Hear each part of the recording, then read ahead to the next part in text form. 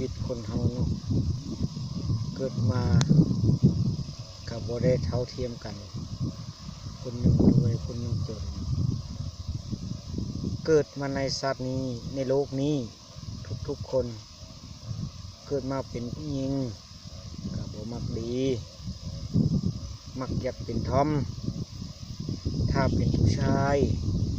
เกิดมาเป็นผู้ชายแล้วอยากเป็นผู้หญิงก็เป็นกระเทยไป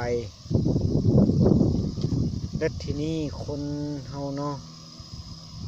กะหลีกเว้นที่มาเกิดหลีก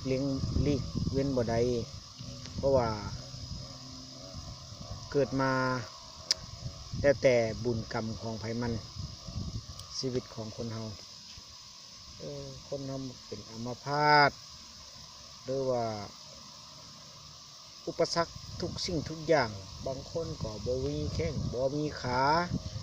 บางคนก็ปากจีกปากย้อยบางคนก็ตาโตบางคนก็ตาบอดตาพางบางคนก็บ่มีปากมีแต่ดังห่วมปากห่วมดังบางคนก็เป็นซองหัวเป็นซองจิตซองใจเป็นคนละคนแต่กระโตเดียวแข้งขาข้างละอันข้างละขาคนเฮากะมีเกิดบ่ได้แต่กรรมเวรไผมันที่เพิ่นส่งลงมาเกิดพาอยากมาเกิดใส่กรรมใส่เวรให้สิ้นสุดอยู่ในโลกมนุษย์เกี่ยวกันกับผู้ฆ่ากันตั้งน้อยจนใหญ่ขึ้นมาเพราะรู้จักความใดพ่อกับแม่เลี้ยงผู้ฆ่าขึ้นมาถึงปัจจุบันนี้เกิดมาบ่เคยเห็นให้นาตาตุ่มของพ่อของแม่จักมิดถึงแม้สัมปูมือกับบ่มีก็เลยรู้จักคำคนมาก็เห็ดนามูลของแม่เพิ่นแบ่งให้นาไทย7 ให้เห็ดเลี้ยงลูกคือว่าแล้วเนาะคนเฮามันก็เกิดมาก็พ่อแม่เฮาจนเฮาก็เกิดมาก็ต้องจนคือกันกับเพิ่นแต่เฮาก็ต้องเคารพเพิ่นเลี้ยงเฮาจนใหญ่ขึ้นมาส่ำนี้จักสิซ้ำใดเฮ็ดนายามหมู่พาเฮ็ดยามเข้าขึ้นเล้าก็บ่ได้ขึ้นน้ำหมู่กินเบิดค่าให้นากายหั่นก็ไปขอเพิ่นกินเพิ่นก็อย่างนึงกับเพิ่นเอาข้าวกกให้อย่างนึงเพิ่นเอาข้าวสารให้แม่ได้นี่แม่ไปหาขอเพิ่นกินก็บ่แม่นสิขอละล่าเนาะต้องมีของภาคพ่อต้องไปหาปูหาปลาหรือว่าหาอุปสิ่งที่มาแลกเปลี่ยนเอาเข้ามากินให้ลูกกินมาเบิดที่นี่เพิ่นเฮ็ดให้กินเนาะในพาข้าวพายังเพิ่นเฮ็ดให้กินเห็นซุกเพิ่นก็บ่ได้เข้ากินพร้อมลูกได้ลูกก็กินเบิดแล้วก็ที่นี่ก็ลูกออกจากภากระตกเบิดเพิ่นก็เข้ามาเล่มกินขี้ปากขี้คอของลูกจักมีหยังยาอีหยังแล้วเนาะเด็กน้อยกินเลยมายืดมาญาติกับเพิ่นเฮ็ดได้เพิ่นก็ยากคือกันเพิ่นก็กินขี้ปากขี้คอของลูกนี่แหละเพิ่นก็มีลูกหลายเนาะลูกก็5-6 คน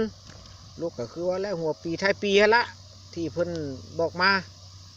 แต่ทีนี้ยามเฮ็ดให้เฮ็ดนาเฮ็ดอีกนา7 ให้นั่นแหละทีนี้ก็คือว่าพี่น้องของเพิ่นก็บ่ถึกแล้วเนาะเพิ่นก็ติว่าแบ่งให้หลายเพิ่นเอาออกไปซะ2 ให้ยังอยู่5 ให้บ้านนี้ไปยืมซิมจกเขาขุดเช้าออกไปเพิ่นก็ปล่อยเพิ่นก็ด่าเฮาบ่มีเงินมีคำก็ได้เพิ่นก็สู้ทนไปช่วงนั้นช่วงเฮ็ดให้เฮ็ดนากะเรื่องข้าวเรื่องน้ำบ่มีกินเพิ่นไปขุดเลิกมาจากให้จากนาแล้วก็เพิ่นให้ชาวนาเพิ่นไปขุดเพื่อขุดมันจักอันใดเป็นเจ็บเป็นไข้สิ้นซื่อเศร้าเพิ่นไปขุดเพื่อขุดมันมาให้กินจักข้าวใดเพิ่นอยากเนาะแกกินก้อนลูกอะไรไปขุดมัน มันหึบมันอีหยังนี่แหละว่าจักลูกมันเพิ่นก็พอจำคำได้นี่แหละเพิ่นก็บอกมันนำนี่บอกเป็นมันอ่อนๆมากินพอได้มีแห้งหวานติดปากติดคอก็เลยมีแห้งได้ขุดอีกฝนแบบฝนตกลิ้นเนาะจักอันใดปัดหินปัดยุงให้ผัวแม่ก็ได้แม่ก็จักเป็นเจ็บเป็นไข้สั้นๆซิวๆพ่อก็คือกันสู้ทนเลี้ยงลูกให้ใหญ่ให้สูงคันเว้ามาผู้ข้ากับน้ำตาก็อยากออกได้สงสารพ่อสงสารแม่ชีวิตทุกวันนี้ผู้ข้าก็อยากเบิ่งเพิ่นอยู่อยากดูแลเพิ่นอยู่เห็นใดคันถ้าผู้ใดได้เบิ่งคลิปของผู้ข้าแล้วขอให้กดไลค์กดแชร์ให้ผู้ข้าหน่อยเด้อชีวิตเรื่องความจริงได้พี่น้องเอ้ยผู้ข้านี่ผู้ข้าก็โตขึ้นมาสิประมาณ13-14 ปีเนาะผู้ข้าก็เลยคือว่าอะไรยังบ่พ้นทุกข์ยังทุกข์อยู่ยังบ่ได้บ่มีคือหมู่ยังคือเก่าแหละทุกข์คือเก่าแหละไปบุญไปศีลก็ไปน้ำหมู่ขอเงินน้ำแม่ขอจัก2,000 กีบเนาะตะก้อนเนาะ2,000 กีบกับแพงหลายเติบไปเพิ่นก็บ่มีเงิน100 200เพิ่นก็บ่ให้เพิ่นไว้ซื้อข้าวซื้อน้ำเลี้ยงลูกนี่แหละอย่าให้ไปกับเทวดาเพิ่นทานให้เนาะเก็บเงินชาเทื่อละ1,000 หรือ 500ผู้ข้านะทุกข์ยากปากหมองท่าได้แต่ก่อนนะและมาทุกวันนี้ก็ยังบ่พ้นทุกข์ผู้ข้าก็ได้ชีวิตจนไปเฮือนเฮือนน้องเพิ่นก็เชื่องติดเข้าเพิ่นก็พวมเพิ่นกินนี่เพิ่นก็กินเพิ่นก็คือบ่อื่นแล้วเนาะเฮาก็คือว่าแล้วคือแบบหมานี่แหละขออนุญาตบัดคำคันเว้าพื้นหมูพื้นหมาก็ได้คำที่ผู้ชมก็ขอโทษขออภัยผู้ฆ่านั่นปลูขึ้นบันไดเพิ่นคือว่าแล้วเนาะคือเดี๋ยวก็มาปลูขึ้นบันไดหั่นละเพิ่นก็เสื่องปุ๊บปั๊บเพิ่นก็บ่อื่นปีนหลังตอกงอกกินข้าวพ่อแม่พี่น้องหรือชาวบ้านกันแล้วแต่พ่อเฮามันจนแม่เฮาจนเนาะเฮาก็บ่ได้คิดนักคิดหนาปานใดเฮาก็คือว่าแหละก็คือว่าเฮาก็คืออยากแล้วเนาะเพิ่นกินคำใดเฮาก็กินคำนั้นน้ำลายก็ได้แต่ทุกวันนี้ผู้ข้าก็มีครอบมีครัวมาหลายแล้วมาหลายปีแล้วได้ลูก4 คนผู้ข้าก็ได้ยังทุกข์อยู่ยังเป็นขี้ข้าเพิ่นอยู่ยังเป็นลูกผลงานเพิ่น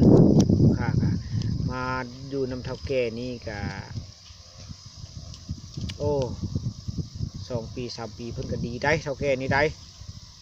สิ่งที่เฮาบ่ขอเพิ่นก็เอาให้คือว่าอะไรอยู่ในส่วนนี้สิ่งใด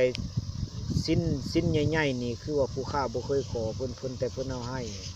ผู้ข้าก็ได้บางสิ่งบางอย่างแล้วไปอยู่นี่ความทุกข์ความยากผู้ข้าก็อยากห้องอยากให้คันว่าเล่ามาแต่เล่าก็เล่าบ่เบิดในชีวิตของผู้ข้าชาตินี้ช่วยในครอบครัวของผู้ข้าในเฮือนซานของผู้ข้าในหมู่บ้านของผู้ข้าใดมี2 คนผู้ข้าพังไว้อยู่ในใจถึงตลอดชีวิตของผู้ข้าเลยแหละบ่เคยลืมเลี้ยงผู้ข้าป้อนยืน